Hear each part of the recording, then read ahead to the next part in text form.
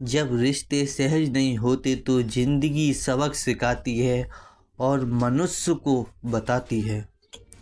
हमारे देश में सबसे ज़्यादा अहमियत परिवार को दी जाती है, क्योंकि लोग परिवार की खुशी के लिए अपनी निजी ज़िंदगी को भी कुर्बान कर दिया करते हैं। परिवार के साथ मिलजुल कर खुशी से रहना ही अपनी ज़िंदगी का सबसे बड़ा मकसद बना लेते हैं। परिवार का मतलब अपनापन, जुड़ाव, जिम्मेदारी, सशक्तिकरण और स्वीकार्यता भी होता है। दुनिया के बहुत से देशों में परिवार को मान्यता दी जाती है या तरजीह देने की संस्कृति है। भारत ने भी इसी संस्कृति को आत्मसात किया है। बीते कुछ वर्षों में इसमें बहुत बड़ा परिवर्तन या बदलाव आया है। आज हमारे देश में बुजुर्गों के लिए ओल्ड एज होम बनने लगे हैं, यानी कि बुजुर्गों के लिए रैन बसेरे बनने लगे हैं। कुछ ऐसे देश भी हैं जहाँ माँ बाप और बच्चों गैरों की तरह ज़िंदगी गुजारते हैं। बुजुर्ग माँ बाप को साथ रखना निजी ज़िंदगी में दखल अंदाजी माना जाता है। भूमंडलीकरण की वजह से उन देशों में भी परिवार टूट रहे हैं जहाँ अकेले रहने की रिवायत नहीं। भारत में बड़ी संख्या में लोग रोजगार की तलाश में गाँवों से शहर या शहरों से विदेश की ओर पलायन कर रहे हैं। इसकी वजह से माता पिता से दूरी बन जाती है। आगे निकलने की होड़ व संचार क्रांति ने भी रिश्तों के बीच बहुत बड़ी कड़वाहट घोलने का काम किया है। कई बार छोटे मसले, छोटी छोटी घटना भी परिवार को तोड़ देती है।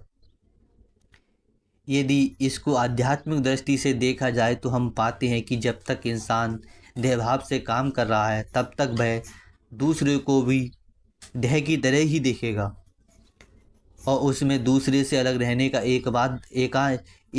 एकांतवास का लालच पैदा होगा। आपने अपना एक अलग कोना खोज लिया है।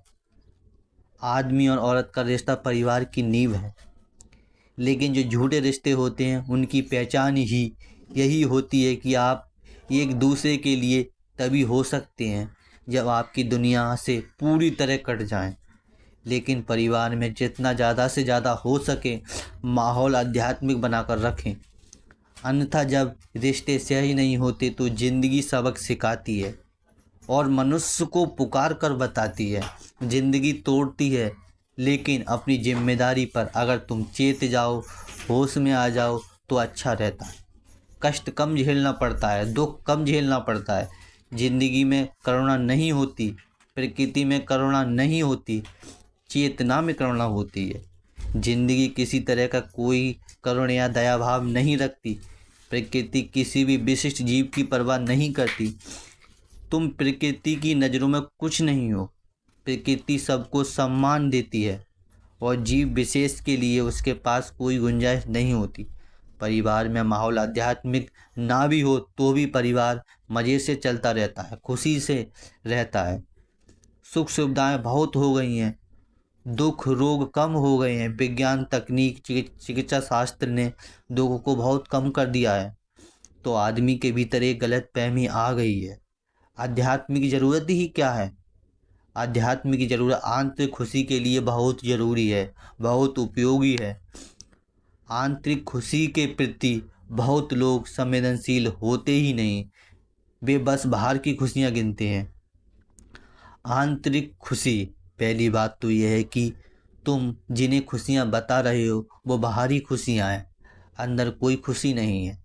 उसका प्रमाण मिल जाएगा अगर तुम परिवार के सदस्यों के मानस को थोड़ा सा भी कुरेदो, उनके मन की गहराई में झांको तो पता चल जाएगा कि अंदर ही अंदर उनमें बड़े रोग हैं, बड़ी समस्याएं हैं, बड़ी दिक्कतें हैं, तमाम तरह के मानसिक विकार हैं, जबकि आंतरिक खुशी सबसे महत्वपूर्ण है। इसलिए जहाँ तक हो सके परिवार को आध्यात्मिक रखिए और परिवार में एक मिलन भाव का माहौल बनाइए। परिवार और ज़िंदगी खुशनुमा होगी। जय हिंद, वंदे मातरम।